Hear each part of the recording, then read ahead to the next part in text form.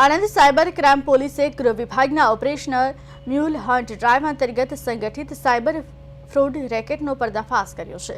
તપાસ દરમિયાન 17 mule bank એકાઉન્ટનો ઉપયોગ કરી દેશભરના ભોગ બનેલા લોકો પાસેથી કુલ ₹3.38 કરોડની ઠગાઈ કરવામાં આવી હોવાનું બહાર આવ્યું છે।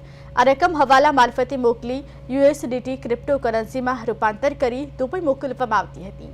આ કેસમાં 3 આરોપીઓની ધરપકડ કરવામાં આવી છે, જ્યારે 2 આરોપીઓ દુબઈ ફરાર હોવાનું જાણવા મળ્યું છે।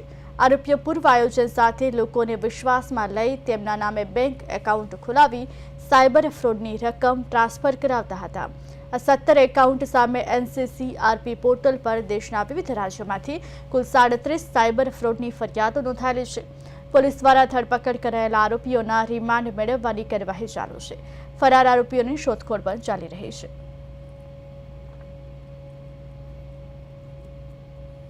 તાજેતરમાં વધતા જતા સાયબર ક્રાઇમ ફ્રોડ્સ ને લગતા ગુનાઓ અટકાવવા માટે ગૃહ વિભાગ દ્વારા ઓપરેશન મ્યુલ હન્ટ ડ્રાઈવ શરૂ કરવામાં આવી, જે અંતર્ગત I4C પોર્ટલ મારફતે મ્યુલ એકાઉન્ટ્સનો data cyber crime police station આણંદને આપવામાં આવતો હતો, જે હેઠળ કુલ મળીને 3 ગુનાઓ આજ સુધી નોંધવામાં આવેલા છે।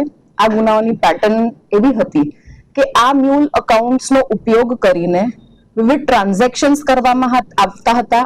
આ ટ્રાન્ઝેક્શન્સને આંગડિયા મારફતે USDT માં કન્વર્ટ કરીને આ નાણાંને દુબઈ મોકલવામાં આવતા હતા। આ નાણાંના ઉપયોગ માટે વિવિધ 17 એકાઉન્ટ આજ દિન સુધી ગુનાના કામે તપાસમાં લેવામાં આવ્યા હતા।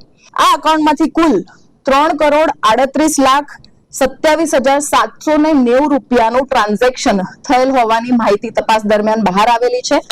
આ 3 આરોપીઓ જે પકડાયેલ છે એમની રિમાન્ડની પ્રોસેસ આજે કરવામાં આવશે અને જે બાકીના 2 આરોપીઓ જે હાલમાં દુબઈ ખાતે ગયા હોવાની તપાસ દરમિયાન બાબત ધ્યાનમાં આવી છે, એની પર કાર્યવાહી ચાલુ છે।